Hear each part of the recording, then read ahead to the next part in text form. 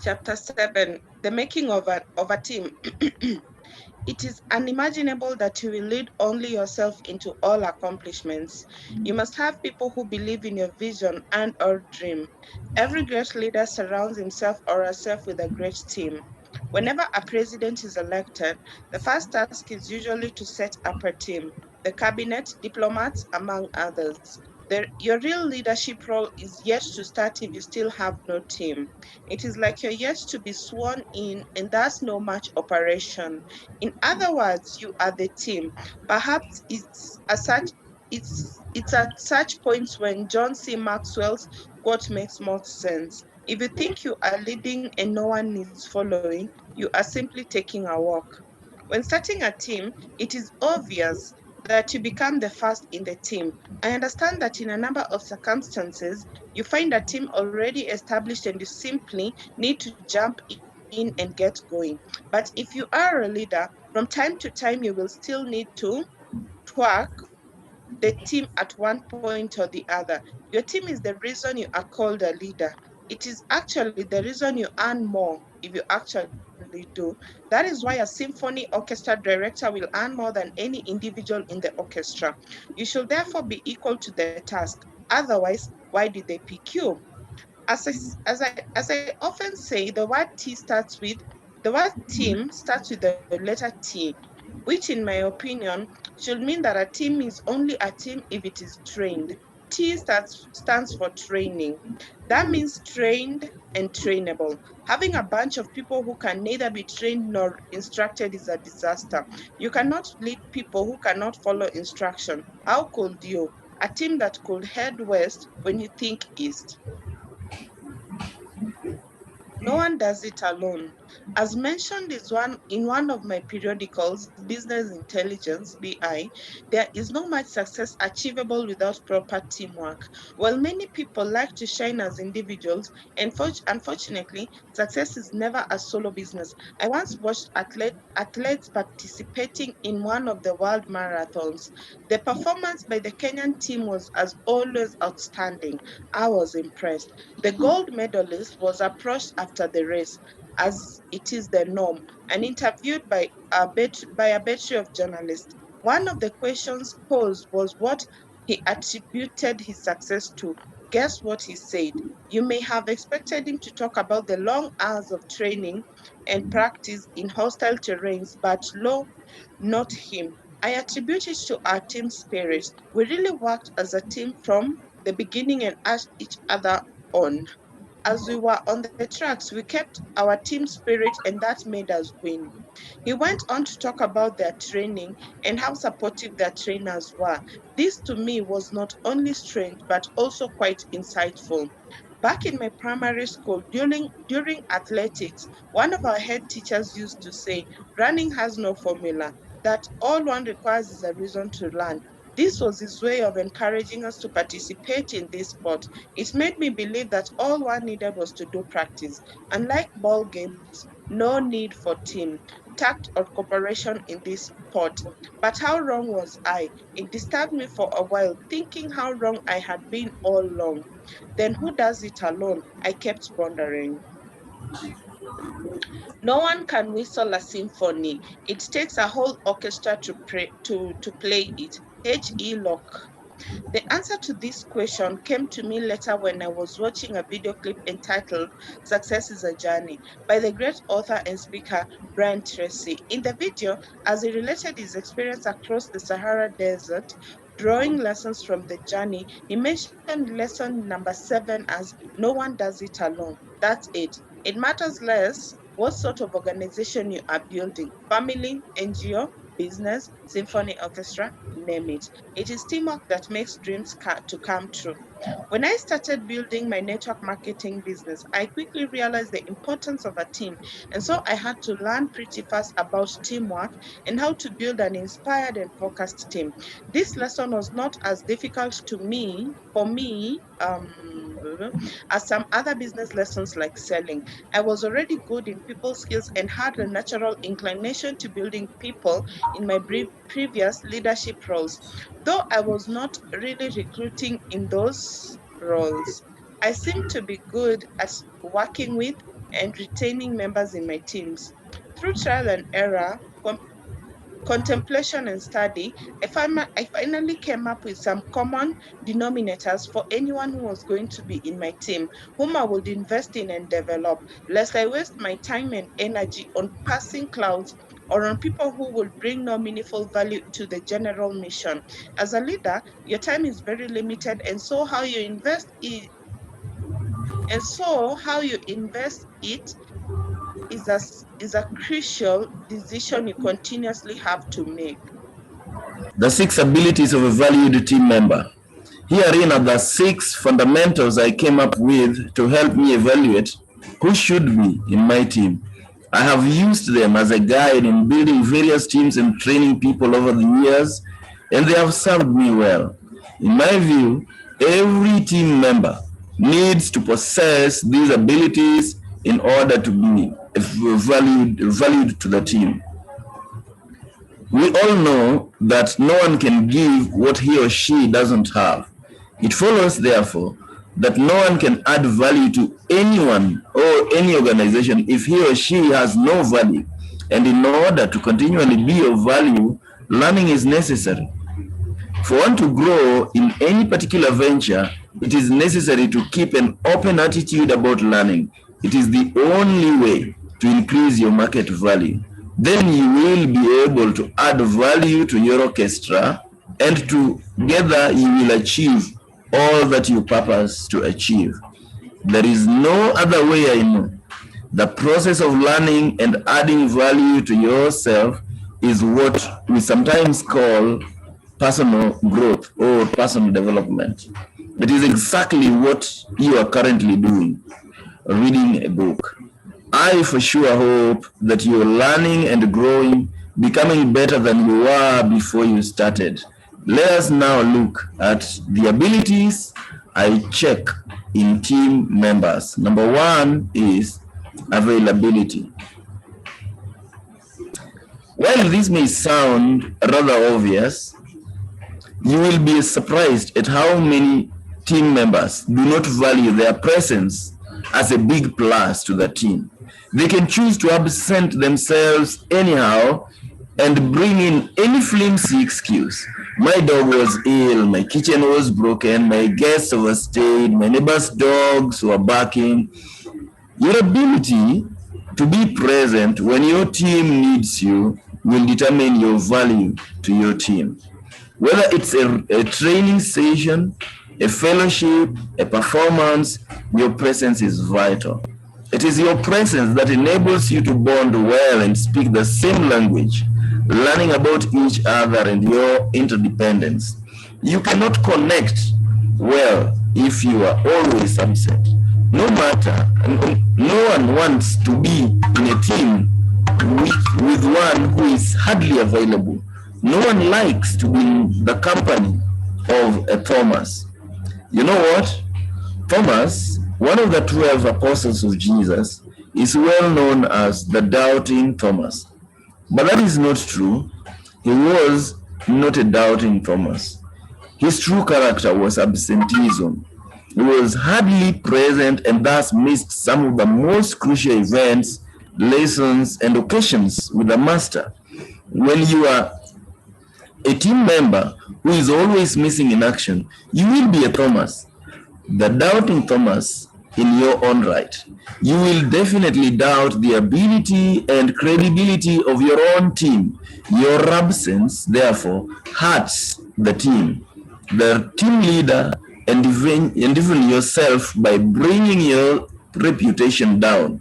Your value in the marketplace is in direct proportion to your reputation in the marketplace. Your reputation is your branding, what you are known for. Your absenteeism earns you a negative branding, which is certainly not good for you at all. I am a Rotarian, a member of the Rotary Club of Milimani in Nairobi. Most of the time I attend the weekly fellowship because it is what I feel a member should do. At times, even when I am tempted to skip it due to the awareness that most of the members have traveled out of town for various functions, when I feel like simply ignoring the fellowship and recording a makeup, I compel myself to attend out of responsibility. Why? My reason for this is that availability is a critical qualification in adding value to a team.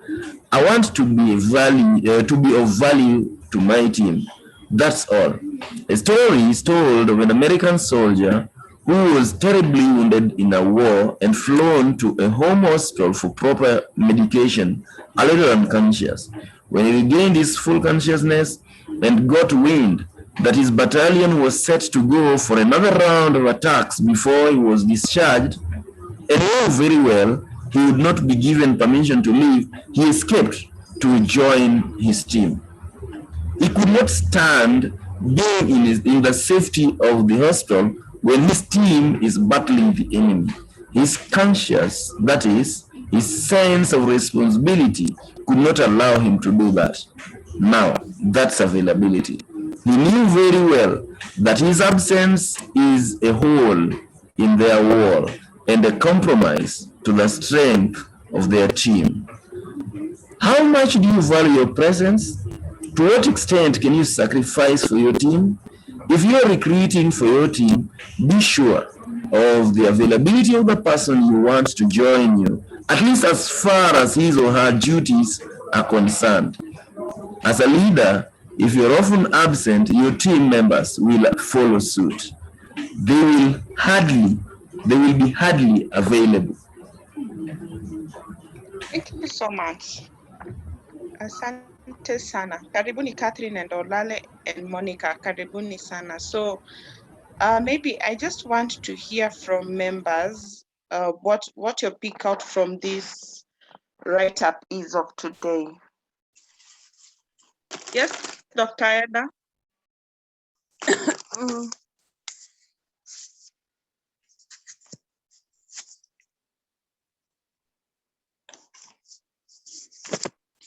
Yes, I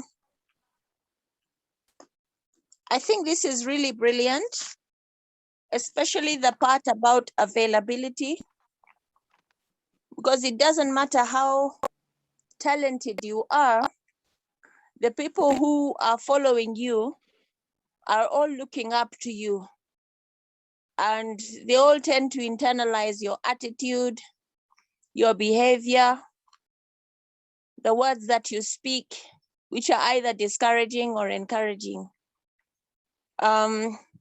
So people really are affected by the attitudes of the leader. Every single comment you make is internalized, or your attitudes are internalized. So that issue of availability or unavailability is very important. And when you're absentee, then you cannot lead effectively.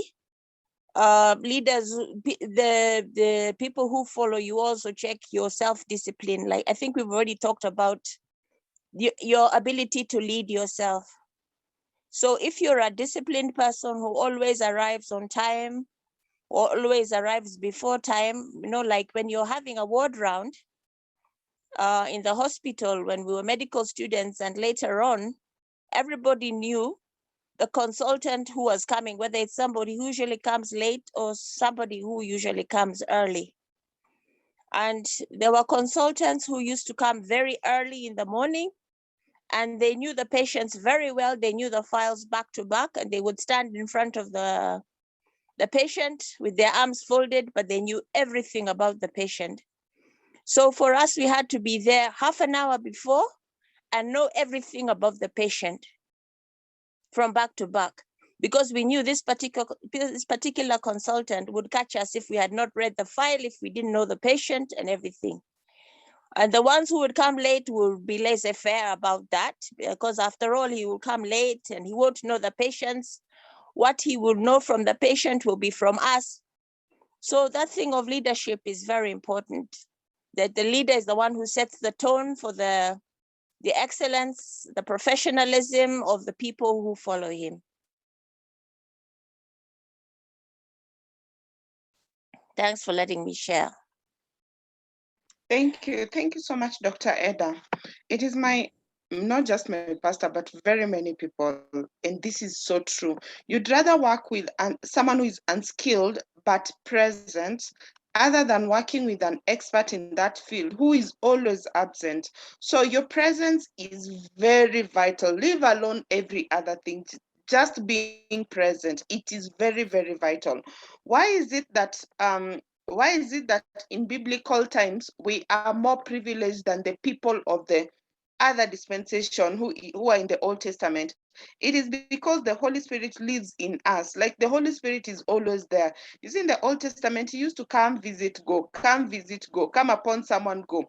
But right now, he lives inside us. So even in a team, you have to be present. You can't function when you're not present. Every day, you're the one who is coming to ask, oh, what did you guys learn yesterday? Or what did you do yesterday? No, kindly just be present. Any other person?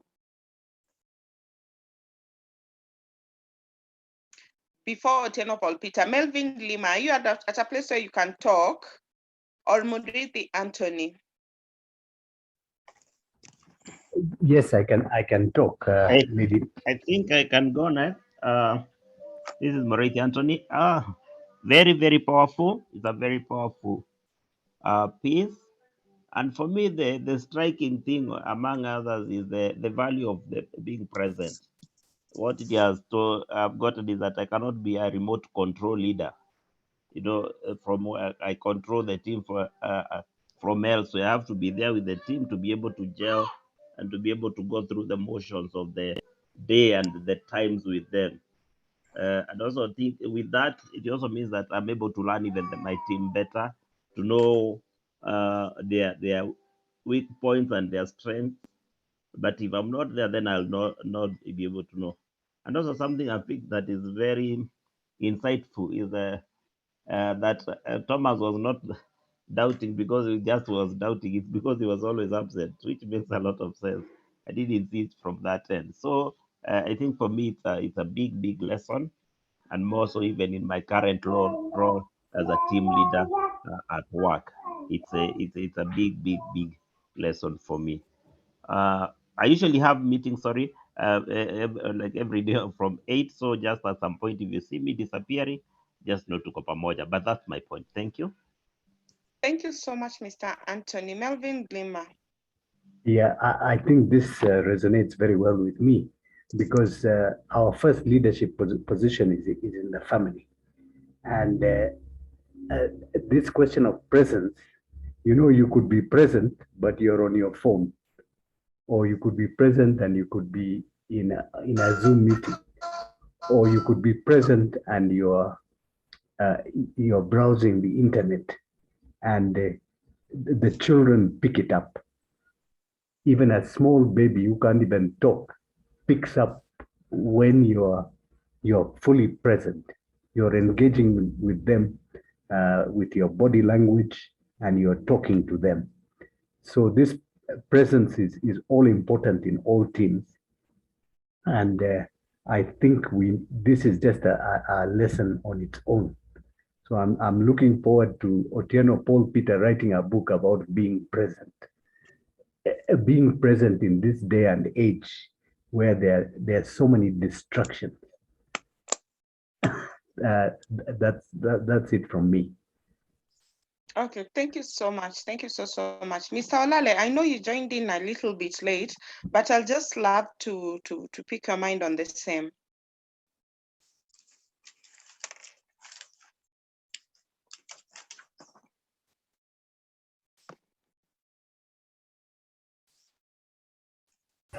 Yes, Obiambo Lale, go ahead.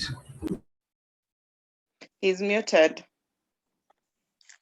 He is muted. Maybe before he speaks, Otieno Paul Peter, kindly. His hand is up. I think he should speak. Yes, it is. Yes, Yeah. Okay, but he was muted. He's unmuted now. Sorry about that. Sorry about that. Yeah, I'm saying this topic is very, very good.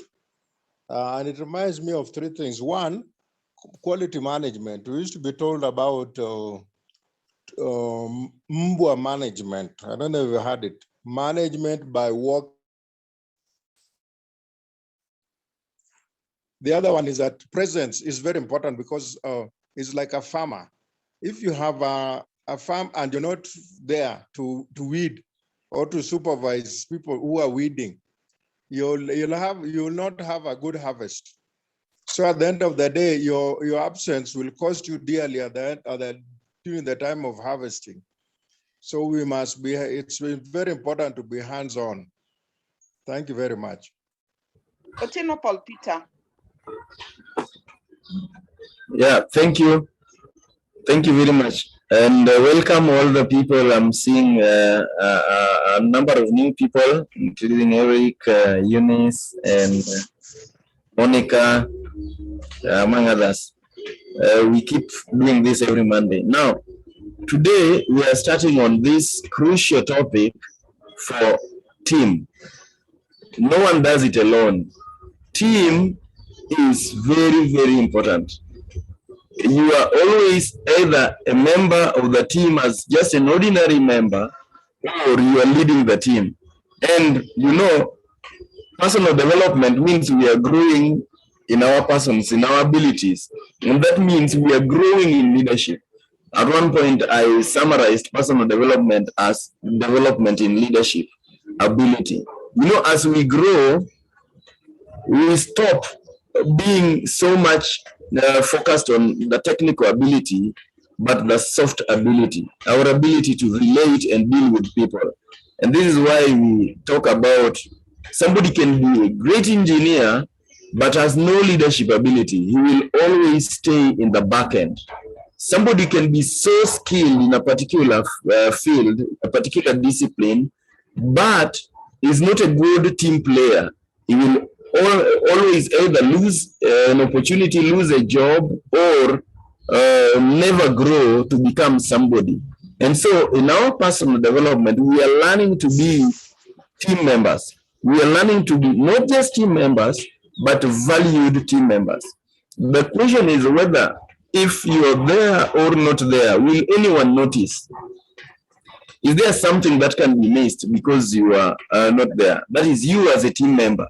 How do you value yourself, and how do you rank your value within that team?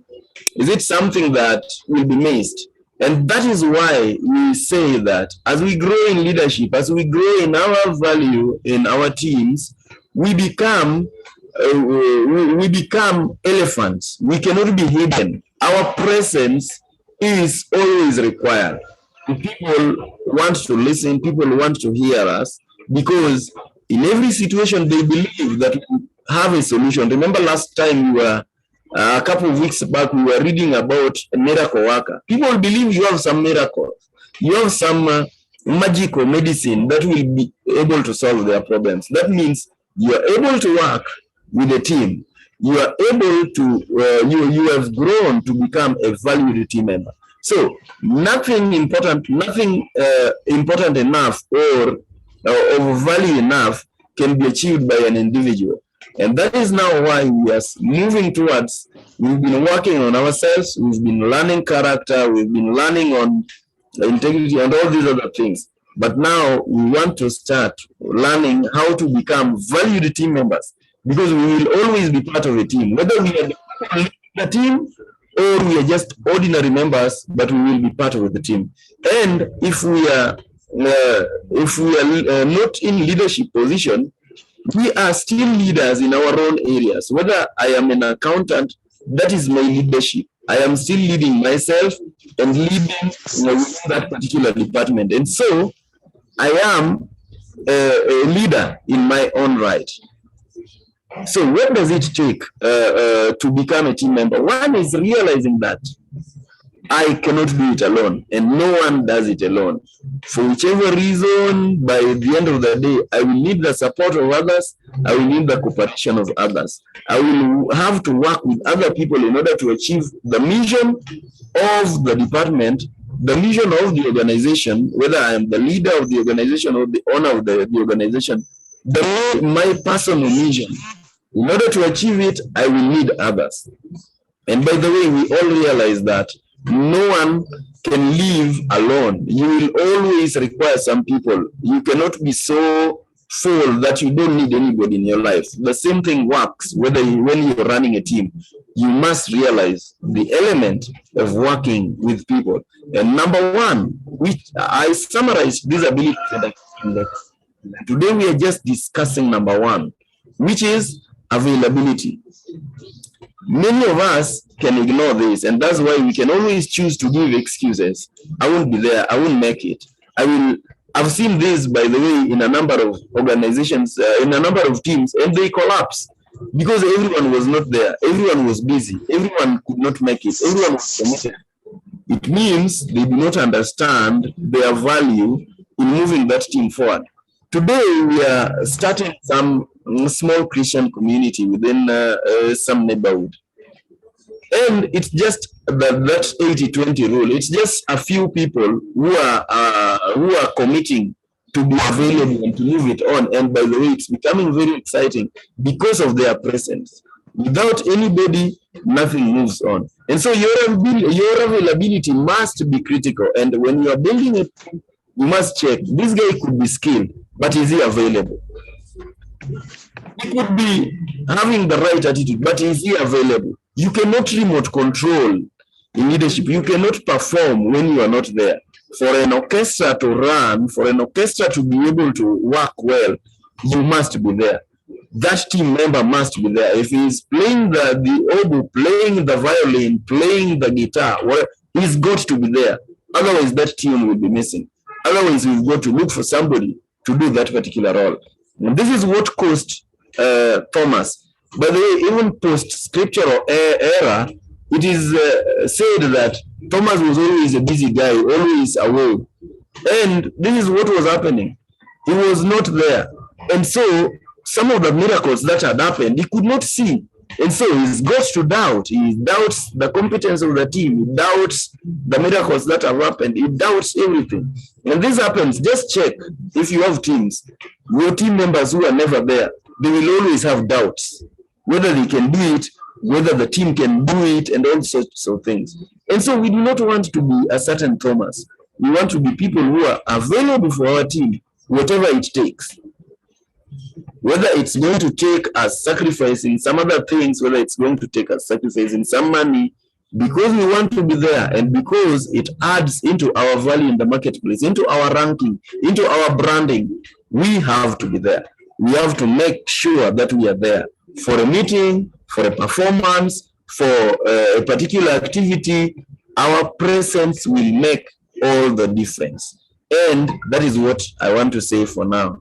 Thank you. I know we have a number of people who can still contribute. Okay. Sorry, I joined a bit late, but I'm following up. I think what I've picked from the two examples about Peter attending the Rotary meetings and about the US soldier is, I think it's very important to be available for your team and to be very intentional. And your availability is very, very important. I feel that's a big challenge. And I wish everyone can know what your presence means and the value it will add to the team. So I'm here and I'll continue learning and we'll share more. Yeah, I really like what somebody said earlier about management by walking around. I've heard that some of the most successful executives, they actually know the names of each of their employees, from the watchman to the tea lady, to everything, to the very top, to the managerial, to the people who are being supervised and all that.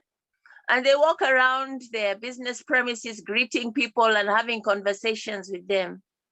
The watchmen and the tea ladies, they know so much about the organization, much more than the middle level management, because they hear conversations as they are pouring tea. They hear conversations. They see who comes in and who leaves.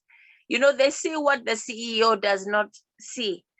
And so once you have the loyalty of these people, and it could just be so much as asking, how is your son, you know?